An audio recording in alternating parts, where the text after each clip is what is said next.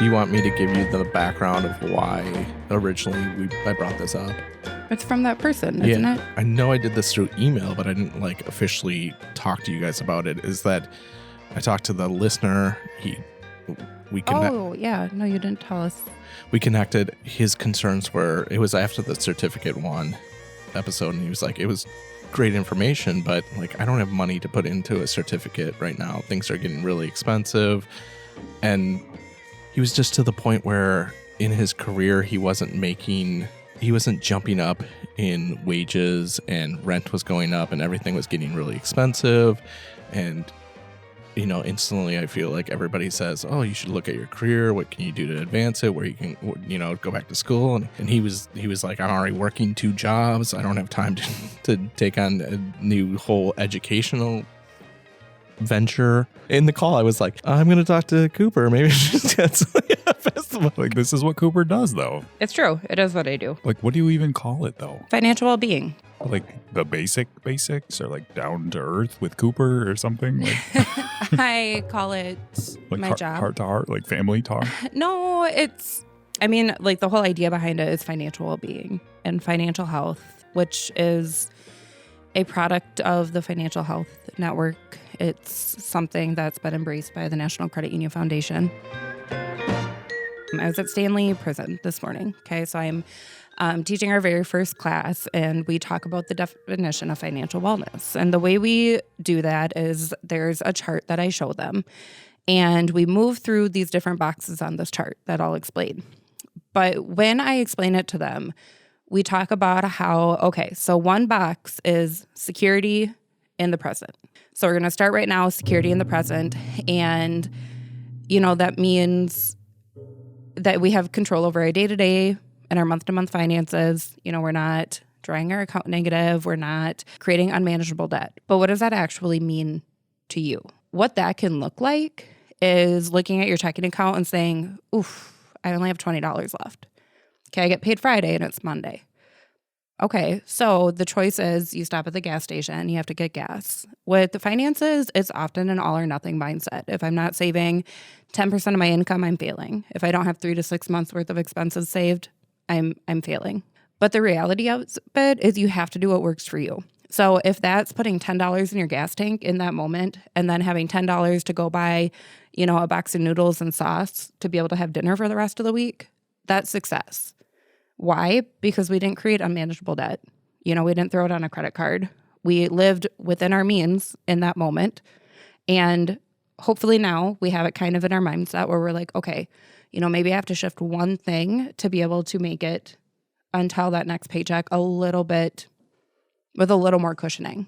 I guess when I talk about financial wellness and how I think that this is going to help our listeners is, everything that we talk about is a tip, a trick, a tool, but giving you some confidence to think, hey, it's okay that I didn't pay all 4 of the bills I owe this month, because last month I only paid 2 and this month I paid 3.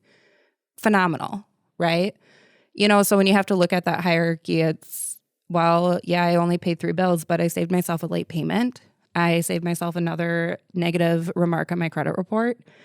Next month, I know I have to make one small change, or I now have a goal to be able to save, $50 more to be able to make sure that I make that, cable payment or whatever it may be. So that's kind of what financial wellness is. It's helping you change your mindset and shift your behavior a little bit to do what works for you. Oh, Steve. It was good. We got right into it. Wow. Whoa. Uh-oh. Fail. This is so crispy. What? Whatever this... The audio. It sounds super crispy today for whatever reason. Crispy in a good way? Yeah, in a good way. Oh, okay. Like fresh box of donuts? No, just really clean. I don't know. Not What are like you donuts. doing? Donuts aren't clean. Yeah, but like a fresh box of donuts, is that, yes. Crispy? Feeling?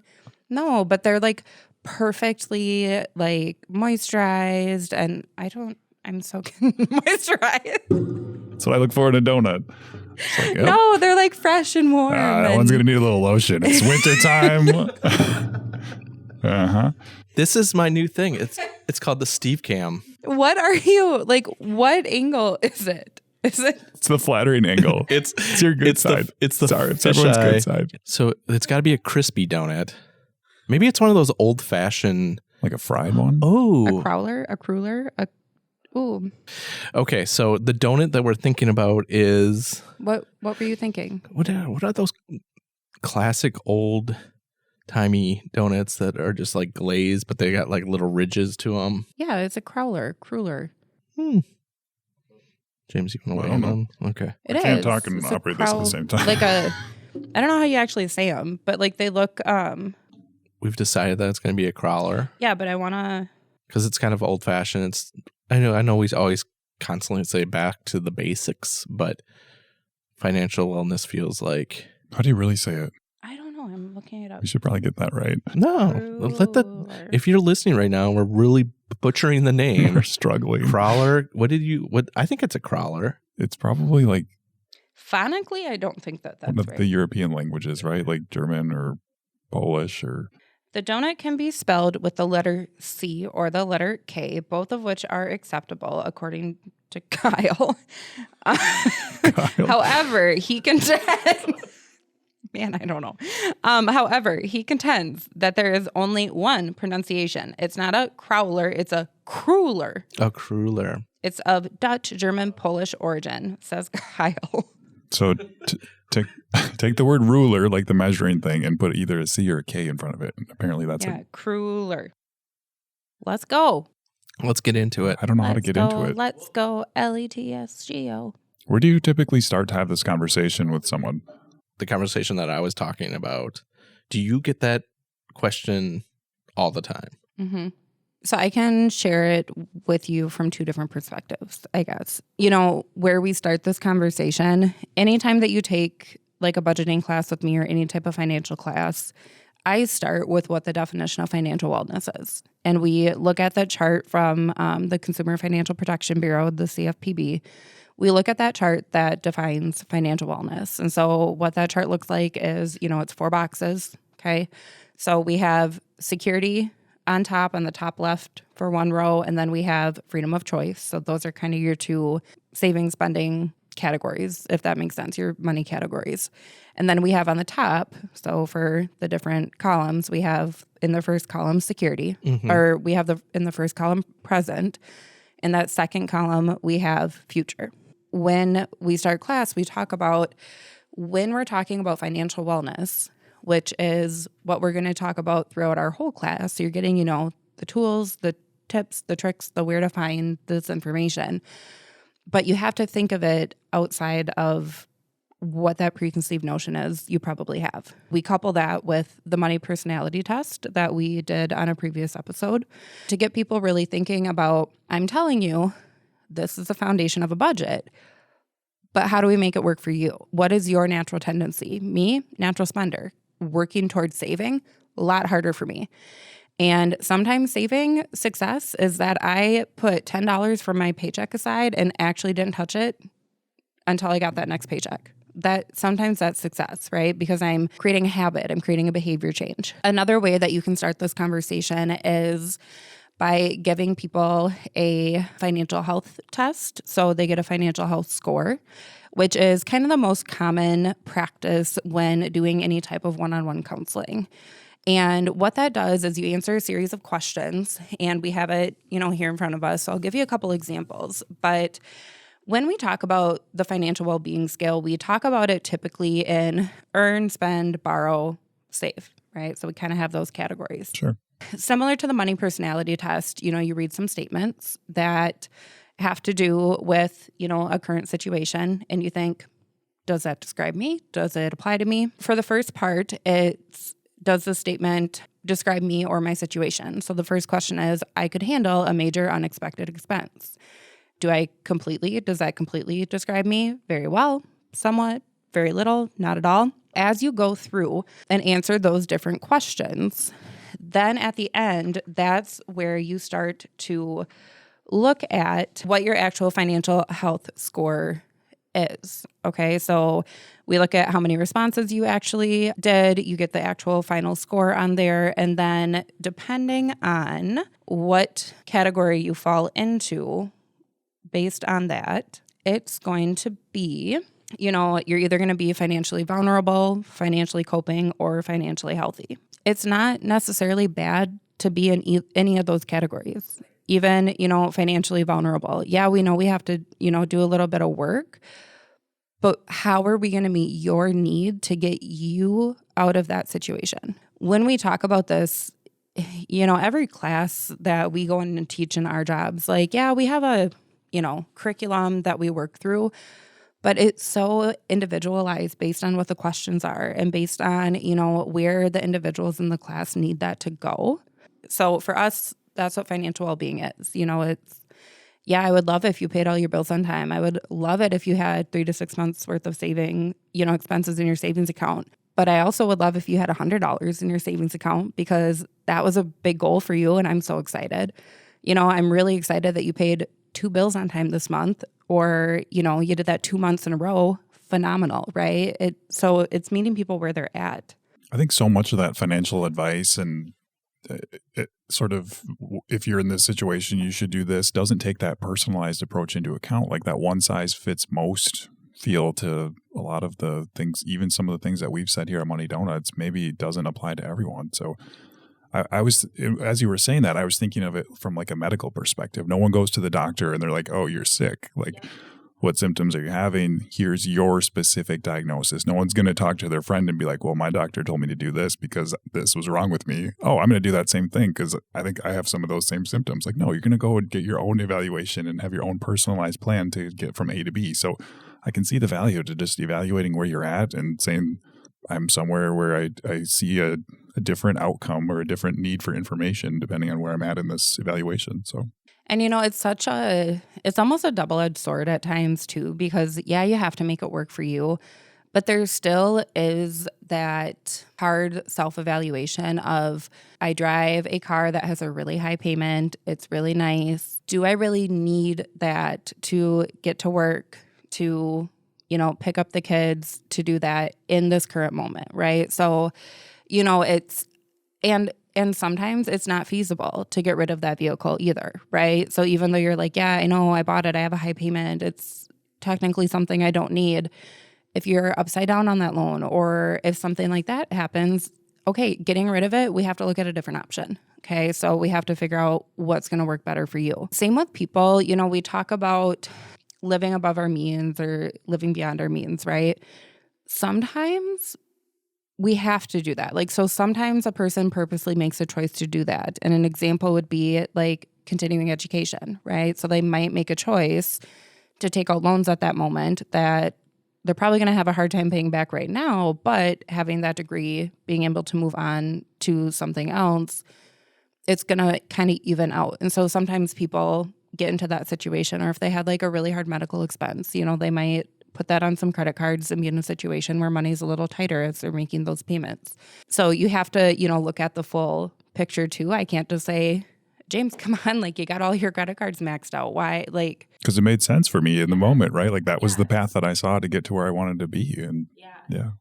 But what about like outside effects? I mean, you're talking a lot about living outside your means, but like when things are getting expensive, I was just talking to one of our team members, and she was mentioning that she was putting together her grocery cart online, and before she even got to the point where she was going to get to the stuff where she's actually going to make food for dinners, it was already $200. Like all those effects of the world that we're living in right now, how do you tell that person, like, yeah, you just have to re-examine where you're at? Yeah, I mean, it's a mix of all of that. It's hard, like groceries and things like that. Like we are very much, the cost of living is increasing. And well, what I tell people in those situations is, it's hard to like decreasing your rent, not always an option, right? I know I was just looking for apartments a year ago, and I live in an apartment right now that's really expensive and more than I've ever paid. But there was another apartment that was significantly, less nice, and was going to be $75 less than the apartment I'm currently in. And my apartment I'm currently in, I had to like go see it, make a decision within a day because there were so many people waiting, because there's, just there's so much housing needs out there.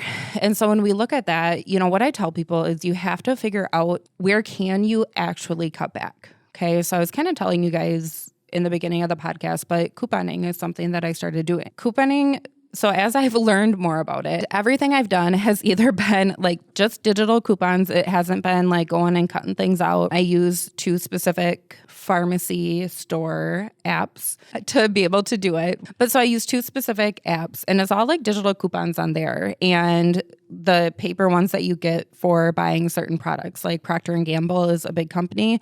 They make everything, right? So if I buy a certain amount of like paper towels or things like that, you get cash back for that too, which you can only use at those stores, but, lessens the actual cost. Grocery coupons, they're not a common thing. Like, it's really hard to find coupons on like food consistently and food that you eat. Like, that's kind of the big thing about it.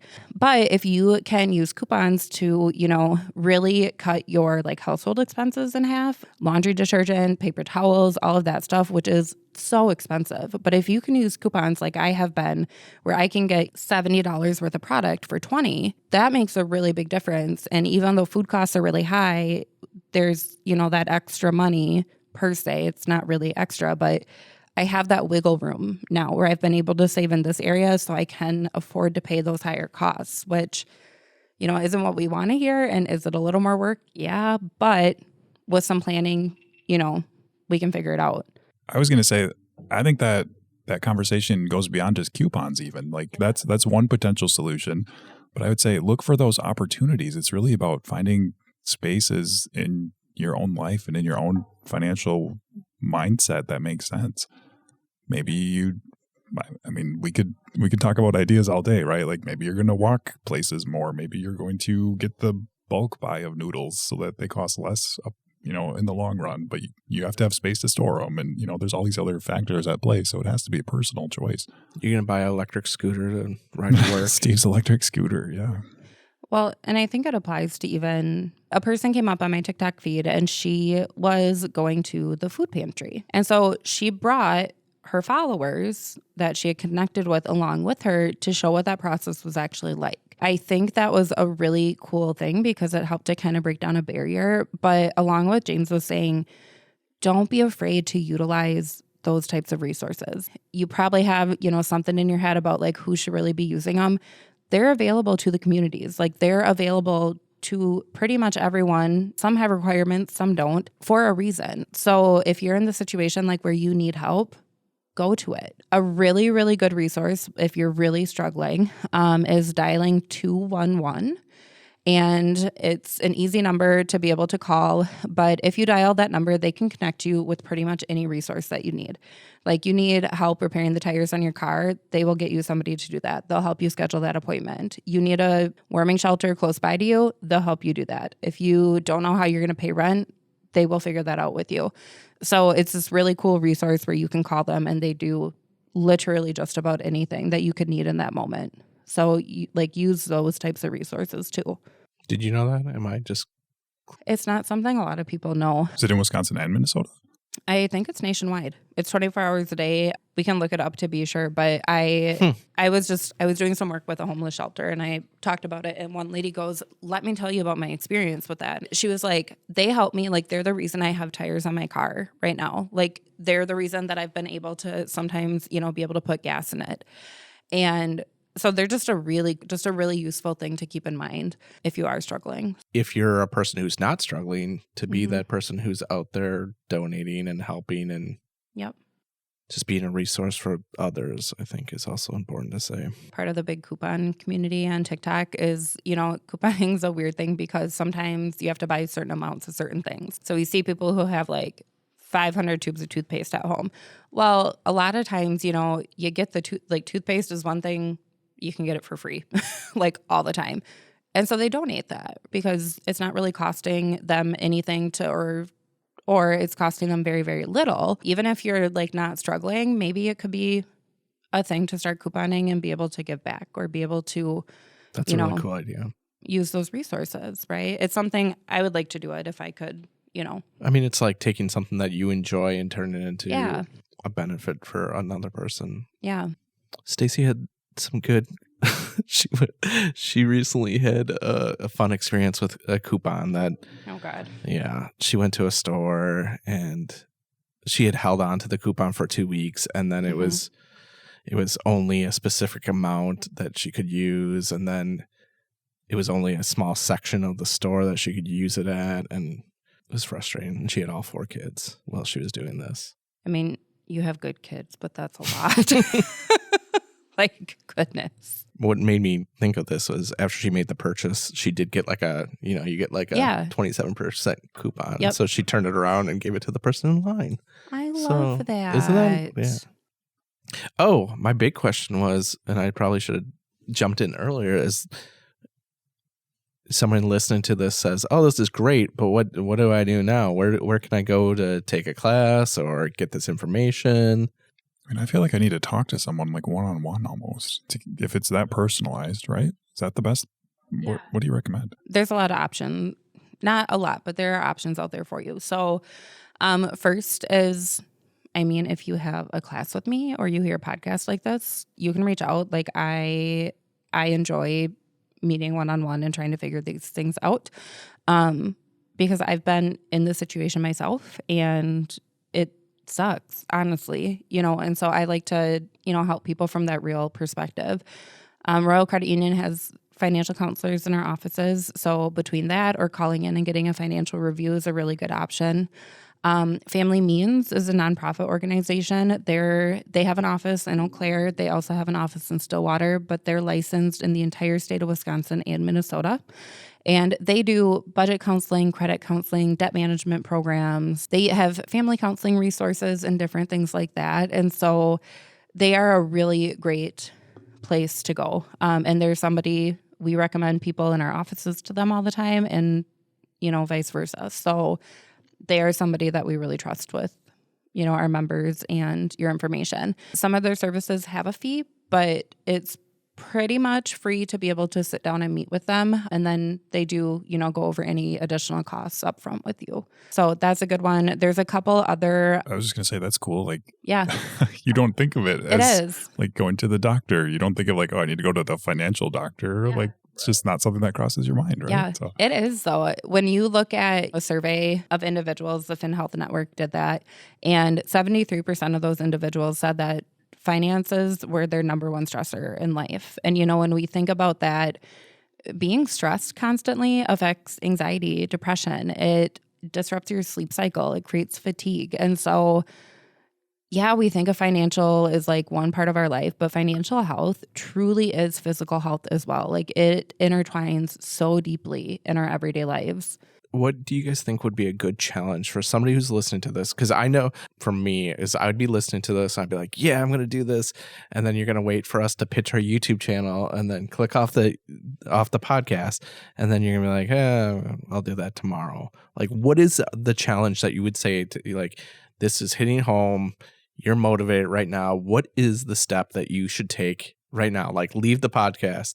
I shouldn't say that, but leave the podcast and do this one thing. I think you got to commit to it. Commit to it. Like you just have to find that in yourself and say, this is going to be worth it. This is why I care about this and it matters to me. Like I feel like I'm struggling in this area. Be a little bit vulnerable and say, I could improve here, or I need to evaluate myself. Be honest with yourself.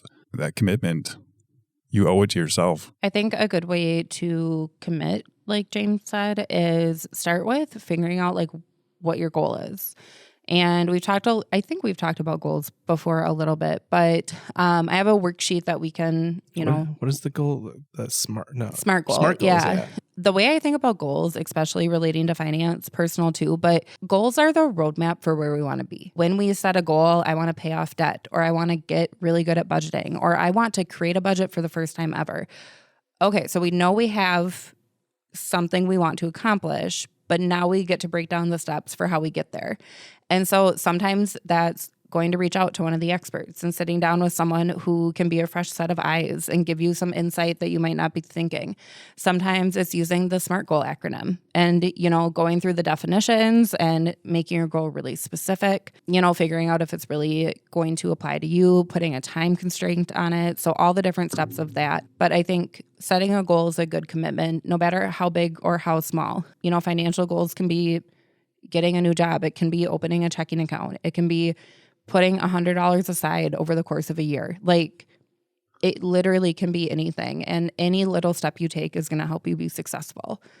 One of the SMART goals that I had during that was to buy a new van, which I bought a used van in the meantime. But what we did do is we ordered our van, and I knew that it was going to be a while before. So should have done this earlier, but you got to forgive yourself a little bit. But we start paying ourselves into a savings account what that payment's going to be. Yep. So just doing that. And it's been eye-opening because it does show you what it's going to be like when you do take on that other payment. And it is kind of cool to see like, hey, we're kind of paying ourselves before we have to pay the credit union after I get my auto loan here. Yep. Well, and that's a great cushion, right? So say something happens and you're like, oof, we really can't make that payment this month. You have a cushion there. That exact thing happened last month. So. See? Yeah, but like that's the point, right? Mm-hmm. I mean, that's your quadrants, the unexpected expense in the immediate near term, right? Like, I think that, sometimes when we start making those financial goals and when you're like, yeah, I'm so excited and you actually write it down, then it can feel really defeating, right? And so like when we think about making a budget or things like that, like make it work for you. Don't call it a budget if you don't like that word. Call it whatever you want, okay? Call it, my money plan. Call it the thing I need more of. Call it, budget face. Like I don't care. Like you have to do what works for you. And budget face. That was an option on one of the things. Then celebrate those small wins. So I always tell all the people in my classes and either they're like, yeah, okay, or they roll their eyes, right? I'm like, yeah, okay, even if this month you feel like you didn't accomplish anything, well, you wrote all your expenses down, you tried to make a budget. That was a win, right? Following the whole budget's not attainable. Maybe next month, what we're going to try and do is we're just going to try and stay within that grocery budget.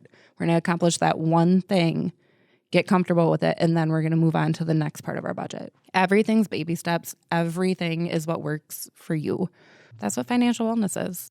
You're talking about the quadrant, and then you get that score at the end. Do you find there's generic things that you can give to people that would help them that usually are on that different, I can't remember what the 3 categories were. So you want the one size fits all advice? Yes, I want to see, because going back to the doctor thing is like, yeah, you can't exercise, diagnose. Eat healthy. Yes.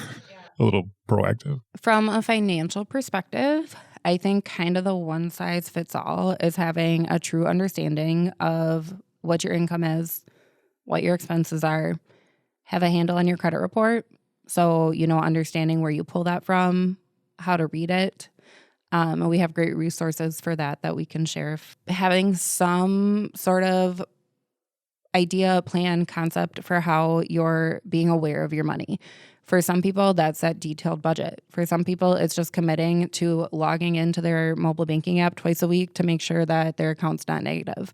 For some people, it's setting up real-time alerts, right? So those are kind of like the basic foundations. Like you have to understand where your money's coming from, where it's going. Got to understand and keep a handle on credit. 1, just because it's good habit, and 2, for identity theft protection and, your own personal security. And then figuring out a way to track it and just keep tabs. Do you see time management and financial wellness go hand in hand? 100%. Nobody talks about that. Like time management as happiness, but financially stable and time management. Well, I think time management plays a big role in it. I think our natural tendencies too. So 1, like I'm a person that works multiple jobs. I overextend myself. Forgetting to make a payment, super realistic for me. Okay. And something that I used to do a lot until I set up automatic transfers. Same with like people, I talk about this a little bit, but like I have ADHD. That's been a diagnosis that I got recently this year. That's helped make a lot of sense out of my life. But part of that is, you're always looking for something to kind of excite you. Individuals with ADHD sometimes have a hard time controlling their spending. I had a lot of credit card debt because I wanted the next thing. I wanted to keep up with my friends. I wanted all of that. And so understanding that now and then like figuring out, okay, for me, like I can have 1 credit card, but it has to stay in the drawer at home. And I don't bring it with me unless I'm going on a trip or something where I might need quick access to that cash. Other than that, it stays paid off because if I take it to the grocery store and I go over my list and then I'm like, oh, but I really want to buy, this new shampoo and I want to do this. well, why not just put it on my credit card? So all of that plays into financial wellness. It's so much more than just not making enough money or, not being able to remember to track your spending. Like just who we are as humans play a big part in it. And that's why we call it personal finance. Like it's personal for a reason. You got to make it work for you. I feel like we're so abstract too. Like I can see that the fridge is empty. I need to take action to go fix that. Or like I know that the laundry needs to be done. If I'm not paying attention to my online funds, like I'm not keeping cash in my envelope at home, like I don't have any clue what's going on. I need to get the facts. Well, and that's true too. I mean, the digital world has totally changed finances. We know that just the way our human brains work, if you're swiping a card, whether it be a debit or a credit card, our brains don't process that money's actually gone the way that they do if I have $40 and I hand 20 to Steve and then I'm like, ooh.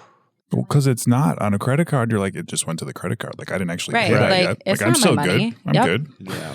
It's crazy. Yeah. That's why I think real-time alerts for me is such a big help because it does it is that like, oh, that money's gone. You're like, oh. Yep. Billions of dollars spent on separating consumers from their money for marketing various things. But at the end of the day, it's so personal, needs. Can we talk about one more thing? And you can decide if you want to keep it in or not. So it's a really hard topic because it's not necessarily something we want to promote, but it's really important if you want to take a real look at your finances. So one of the big things, and I could imagine, I don't know current statistics, is that non-traditional financials that are out there, like payday lenders, check cashing services, and things like that, are probably being used a little bit more as people are struggling with their finances. And, I can sit here and I can tell you to come to your credit union, to go to your financial, to ask them for help when you need that $500 loan. The reality is that's a really hard conversation to have. That's a really hard thing to do, to walk into your financial and to say, hey, I really need this, in our terms, small dollar loan, when in your terms, it's a really big amount of money that is making a big impact in your life. And so when we talk about financial wellness, one of those spots is saving, like having something set aside in that savings account. And experts say 10% of your income. They say 3 to 6 months worth of income and expenses. Having $100 in that account is going to make a big difference when you need it compared to not having anything. The way that I talk about that is we have a chart from a payday lender, and it shows the reason that they tend to be popular, right? So I call them the McDonald's of finance. You walk in, they have a menu board, you know how much you can borrow, you know what the fee's going to be, you know what the total amount that's going to come out of your check is going to be and when. Easy, right? You don't have to explain yourself. You got what you needed. The problem with these places is they charge fees instead of interest because their interest rates are so high that it exceeds that threshold of what an interest rate can be. And so when they're charging a fee, but you calculate it out, it tends to be like a 600% interest rate. Interest rates right now on personal loans, if you're struggling with credit, are like 15% roughly. Okay. And they vary quite a bit. But 15% compared to 600%, ooh, big difference. The way that I talk to people about that is I use the example of like $500. Okay. So you need $500 to be able to cover rent. And you don't have it. If you go in to that payday lender and you ask for $500, they're going to charge you a fee of $125. So when you get that paycheck, $625 is going to come out of that paycheck. Even if you're making $1,200 every paycheck, every 2 weeks, right? That's over half your paycheck that you're paying now to pay back that loan, and you still have other expenses you're going to pay. So the example is if you have $250 in savings and you need to borrow that $500, well, if you can pay half what that $250 you had in savings and you can borrow $250 from that payday lender, that's going to cut that fee in half. Okay, so now you're going to borrow $250, you're going to pay $62.50. So that means you're going to have $312.50 coming out of that paycheck compared to that $625. And so while yes, you still are getting charged, that fee on there, which still is going to be that, over 600% or whatever it calculates out with that lender. Having $312 come out of that paycheck, if you're making $1,200, is going to be a lot more sustainable for you to be able to continue to pay the rest of those expenses and not have to rely on credit cards and not have to rely on going back to borrow again. As a financial educator, as individuals that work at credit unions, I want to say it's our dream that you don't ever use those services. But the reality is that's a reality for some people. And it's not anything to be ashamed of. It's not something that you're necessarily doing wrong. But I want you to have the tools to be as successful as you can be when you have to make those choices. And I will plug for credit unions. We refinance a lot of payday lender debt. So if you are in that situation, come talk to us. Come talk to your financial and see if we can get that taken care of and get you a lower interest rate. But that's kind of that full circle thing where it's hard when we work at a credit union and we're like, we don't want you to, do this. But the reality is People that's still the reality. do it. Yeah. What would people, we can say that it's not going to happen, but it's going to happen, but you can set yourself for less fees if you just try. I mean, having anything to put down, put towards that, if it's $25 in an account to pull out on your rainy day fund is going to help you a little bit. Absolutely. Think of like a medical expense. Say, kid falls and breaks their arm, you fall and break your ankle, whatever it may be. You now have that bill coming from the emergency room, right? It's going to be probably a lot higher than we're able to just, cut a check for. But if you have, $50 in your savings account, well, that might be able to cover, one partial payment to which then you can make, a payment agreement, right? Or maybe it has to go on that credit card, but now, you made a portion of that payment. So you are able to pay a little bit extra towards that credit card payment each month and save yourself interest, right? So it's kind of like the snowball effect, but you're getting a head start on melting the snowball. Yeah. Is that accurate? Yeah, kind of. I love it. So You're planning for it. It's not impulsive or random so spending. I guess it's just that mindset change of don't think of it as $25. Think of it as like you're offsetting the cost in the future, maybe, or like the opportunity to save yourself more money on interest. That's wild. That's a great mindset for saving in general. Some people don't save because they're like, oh my gosh, I'm just going to have that money sitting there. Like, I could die tomorrow. I can't take it with me. Whatever, their mindset is. But, you're setting yourself up for that moment where you're like, oh my gosh, I need that help, or I need that cushion, regardless of how much it is. So yeah, it's a mindset shift. It's behavior change. Be your advocate. If you go in to get a loan and the lender says no, say, okay, what can I do for you to say yes? What steps can we take? What plan can we make? It's easy to feel defeated and to just walk out the door, but most lenders want to help you. Like, we want to help you. I think I'm going to let Cooper off the hook this week. James. Steve? If people like the podcast, what should they do? Well, they should keep listening to it, obviously. So you can find the Royal Credit Union Money Donuts podcast on your favorite podcast platform. You can also tune in on YouTube. YouTube? We have our very own YouTube channel dedicated to Money Donuts. Or you can head over to rcu.org/podcast and check out audio clips of the episodes, video clips of the episodes. There is a lot of good content out there about podcasts, about Money Donuts. There's a lot of good resources out there. About our podcast. There's a lot of good podcasting resources. There's a lot of resources.